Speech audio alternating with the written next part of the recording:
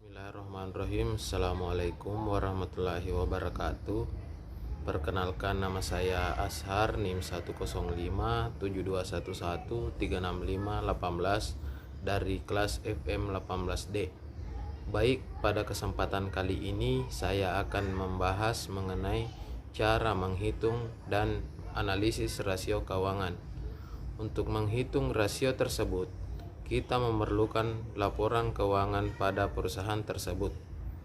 Pada kali ini saya pakai laporan keuangan PT Indofood Sukses Makmur Tbk.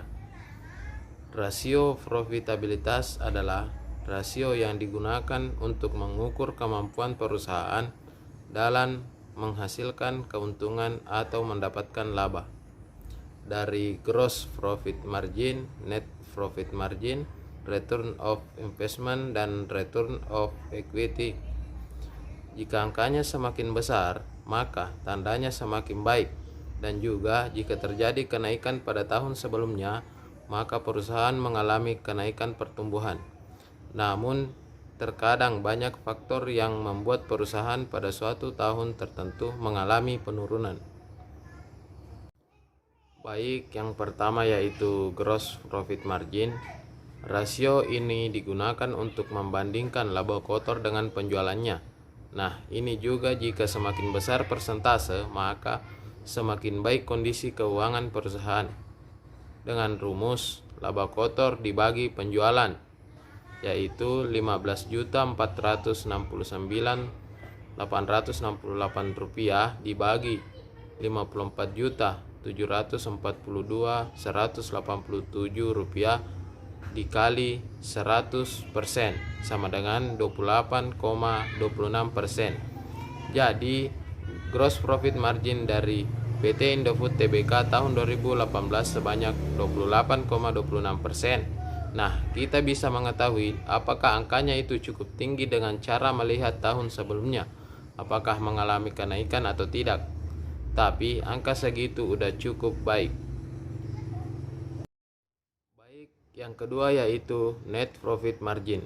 Digunakan untuk menunjukkan kemampuan perusahaan dalam menghasilkan keuntungan bersih setelah dipotong pajak. Rumusnya yaitu laba neto dibagi penjualan, yaitu 3.589.000 rupiah dibagi 54.742.189 rupiah dikali 100% sama dengan 6,53%. Yang artinya Indofood Tbk dalam menghasilkan laba bersih sekitar 6,53%. Baik, yang ketiga yaitu return of investment. Digunakan untuk mengukur kemampuan perusahaan dalam menghasilkan laba terhadap investasi yang telah dikeluarkan. Laba yang digunakan untuk mengukur rasio ini adalah laba bersih setelah pajak. Return of investment menunjukkan bahwa semakin tinggi nilai ROI-nya, maka tingkat return diberikan juga tinggi. Hal mengindikasikan bahwa investor dapat menggunakan ROI sebagai alat dalam memprediksi tingkat return perusahaan. Dengan rumus laba neto dibagi total aktiva dengan nilai 3.589.000 rupiah dibagi 95.989.207 rupiah dikali 100% sama dengan 3,73%, di mana angka tersebut dapat dikatakan murah, wajar, atau mahal. Kita bisa tahu dengan cara membandingkan dengan perusahaan seindustrinya, atau bisa dilihat dari ROI dari tahun sebelumnya apakah terjadi kenaikan atau penurunan.